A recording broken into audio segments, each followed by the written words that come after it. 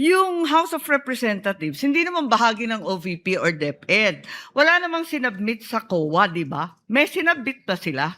Yung Congress, Committee on Good Governance, may sinabmit na dokumento? Yun po kasi based on other information na po after nilang mag-liquidate na naging na available information after the liquidation na Pero yung- kinonsider po namin sa audit. Hindi, ibig ko sabihin, yung congressional transcript ni Acosta at Fajarda, hindi yon bahagi ng dokumentong sinumite ng mga ahensya. Opo, pero ginamit po Hiwalay siya, namin di yun. ba? Pero ginamit din po namin yung information na yun during our audit po. Bakit humingi ka rin ba ng affidavit? Kasi hindi naman binigay ng agency. Kasasabi mo lang kapag compliance audit, dokumentong galing sa ahensya. Pero yun po is relevant information po na ginamit namin for audit po na sinama namin sa pag-audit. Bakit po ganon? Kanina sinabi mo, dapat dokumento na sinabmit ng ahensya. Biglang ngayon, pati transcript, pati iba pang mga katibayan na sinasabi, ginagamit na rin. Hindi na compliance audit yun, hindi ba? Pero yun po kasi is related pa din dun sa liquidation which is discovered after the submission of the liquidation documents. Kaya nga nalilito kami kasi bakit dinisalaw lahat ng quarter samantalang pinag-uusapan ni Acosta, iisa lang, di ba? Yung last quarter lamang. Doon nga sa transcript, doon lumilitaw yon. So ngayon, tinatanggap na rin pati mga transcript at iba pa. Hindi na dokumento yon as covered by compliance audit by your own definition, hindi ba? Pero relevant yung information po in the conduct of the audit po, in the Kung may proper... relevant sa dyaryo, tatanggapin rin ninyo na ebidensya rin yon. Compliance audit pa rin yon. Kahit nasa dyaryo, nasa social media. Kung sa palagay mo may kinalaman dun sa kaso, tatanggapin ninyo. Kasi nga po dun sa circular, pwede kaming mag-dependent sa other documents deemed necessary sa audit po. So, pwede, miski anong dokumento. Parang lumalabo yata yung joint circular. The chair would just like to make some interjections. We will not have a round 2 anymore because we have to convene session at 4:15. So that we can dispense with the witness already. Just a few questions, Silene. Wala pang NFD lahat ng pondong pinag-uusapan natin. Fourth quarter of 2022, the first 3 quarters of 2023 for DepEd and OVP. Opo, wala pa pong NFD. So wala pang final decision lahat ng ito. Opo, tama Pag po. sinabi nyo nag-demand kayo ng restitution, ang ibig sabihin lang naman ito, kinarga nyo na as an unliquidated cash advance yung mga yung mga dinis-allow ninyo. Opo, tama po. Yun lang naman po ang ibig sabihin nun, di ba? Hindi naman ibig sabihin, isoli mo, bigay mo yung pera sa akin. Ibig sabihin nun, ilalagay namin yan as unliquidated cash advance during the pendency of the notice of disallowance. Yes po, kasi may mga remedies pa po sila. Kasi hindi pa nga final at wala pang NFD. Opo. Tama po? Pangalawa, ano po ba pagkakaiba ng disbursement sa transfer? Illegal mag-transfer ng pera ang SDO sa isang non-SDO, pero pwede po ba siya mag-disburse sa isang non-SDO o unbonded na tao? Hindi din po pwede, hindi rin po niyang ibigay yon sa unbonded na tao. Recipient na po yun eh. Yung sa disbursement po niya, opo, hindi banded, pero kung dapat po diretso from the SDO to the recipient of the confidential fund po. So, ang disbursement pwede sa non-bonded na tao, ang transfer ng pondo sa non-bonded hindi pwede. These are technical terms. Opo. Di ba?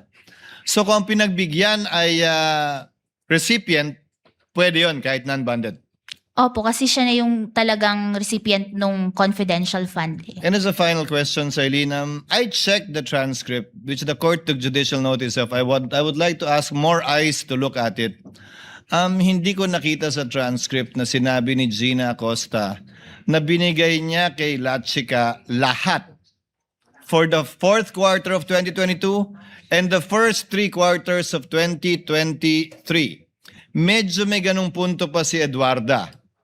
Pero kay Gina Acosta, maliwanag na binigay niya yung 125. Ayon sa kanya kay Lachica, sa last quarter, pero hindi ganun kaliwanag na yun din ang ginawa niya for the first 3 quarters of 2023. Ano po ba particular yung pinagbasihan niyang dokumento nung binanggit niyong dinisallow namin agad dahil sabi niya Acosta, binigay niya lahat kay Lachica. Hindi ko po makita, baka pwede niyong maituro sa TSN kung Yun saan. yun po kasi ang pinanghawakan namin doon, yung general statement niya na yung ginagawa nila is ibinibigay niya kay Colonel Lachica yung confidential fund po. Pero ang tinutukoy po niya ay yung 2025. Yung general statement po ni Eduarda, yun ang tumutukoy sa confidential fund ng DepEd para sa 3 quarters ng 2023. Pero hindi po pareho yung statement nila ni Gina Acosta na ganun kaliwanag na yun din yung ginawa niya sa first 3 quarters of 2023. Ano po ba yung particular na pinagbasihan niyo? When you say general statement yung pinagbasihan niyo, yung narinig niyo po ba o yung TSN mismo? Yun nga po, yung naging admission niya na binibigay niya kay Colonel Lachica po. Kindly listen, Silene, yung narinig mo nung nandun ka o yung TSN mismo? Yung narinig ko po nung nandun po ako na sinabi niya na binibigay niya kay Hindi Colonel mo Lachica. pinagbasihan yung aktual na TSN na marahil mas maliwanag tungkol sa bagay nito. Opo. So based lang dun sa narinig mo nung nandun ka. Opo. Thank you, Ms. Eileen. Senator Padilla, yes.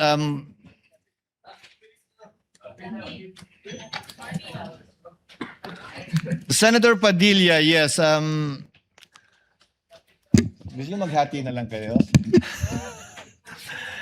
Senator Padilla for a brief interjection and Senator Marcos for a brief interjection to avail of round 1. Then we call it a day. Senator Lapid, kindly proceed, Senator Padilla, while Senator Lapid is thinking about it. No, please proceed. Kailian, tuloy ko lang.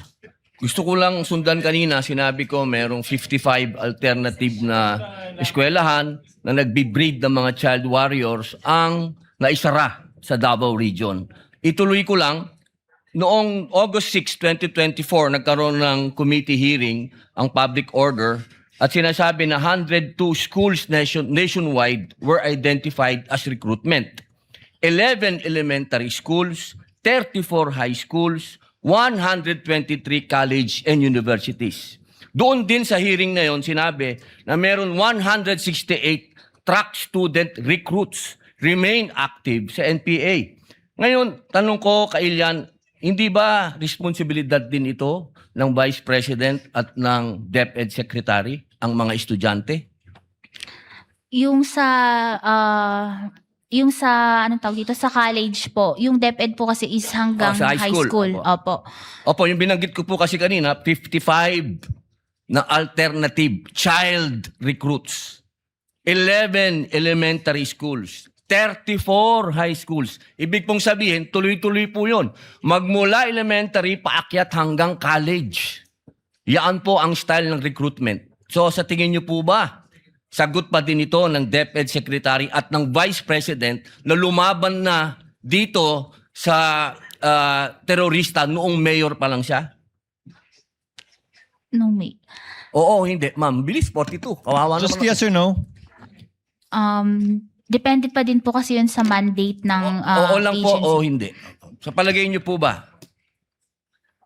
O sige, skip na po natin kung ayaw niyong sagutin. Alam niyo po ba na sinabi ng NICA, ng National Intelligence Coordinating Agency, na ang budget ng NPA 2016 to 2018 ay 5.8 billion? Yung sa, Oo po o hindi? Ma'am, please. ano, pwede pong pakiulit? Ang budget daw po ng NPA is 5.8 billion. Alam niyo po ba yon? Sinabi po ng NICA. Hindi ko po narinig yun sa Opo. news. Sa palagay niyo po ba, sapat yung budget na magkano po ba ang sinasabi niyo? 500 million ba ang naibigay? Pero yung Kasama na po yung sa Vice President at sa DepEd. 600 Kumpara niyo po sa 5.8 billion. Sapat po ba yon? Pero kasi yung sa nabanggit po ng NICA is mako-cover na din po nila bilang isa sila sa mga agencies with. So alam niyo po yung sinabi ng NICA. Alam niyo po. Hindi ko po narinig Yung tungkol yun lang po sa estudyante. Kasi alam niyo naman po, Sa ngayon, ang nasa front na inilalagay ay mga estudyante. Nabalitaan niyo po ba yung mga namatay nung huli na mga estudyante? Yung violence po sa school. Opo, ito na lang po. 8 seconds na lang po ako. January 1, 2024, sinabi po ng AFP na there is no more guerrilla active front. So, ibig sabihin po, successful. Based po sa AFP. Salamat po. Senator Judge Marcos for the last intervention. Maraming salamat, Presiding Judge. Simple lang, i-confirm ko lang sa ating testigo. So, I'd just like to confirm kung tama sabihin na as of now, there's no official finding na may fraud sa DepEd man o sa OVP. Tama po ba? No fraud finding as of now. Kasi nga po, compliance audit lang po ginagawa namin sa Tama. IFAO. Compliance audit lamang, walang fraud audit. Ikalawa, narinig kita kanina na kapag compliance audit, base sa dokumento lang, limited kayo sa dokumentong isinabmit ng ahensya. Kung ganun, yung House of Representatives, hindi naman bahagi ng OVP or DepEd. Wala namang sinabmit sa COA, di ba? May sinabmit ba sila? Yung Congress, Committee on Good Governance, may sinabit na dokumento.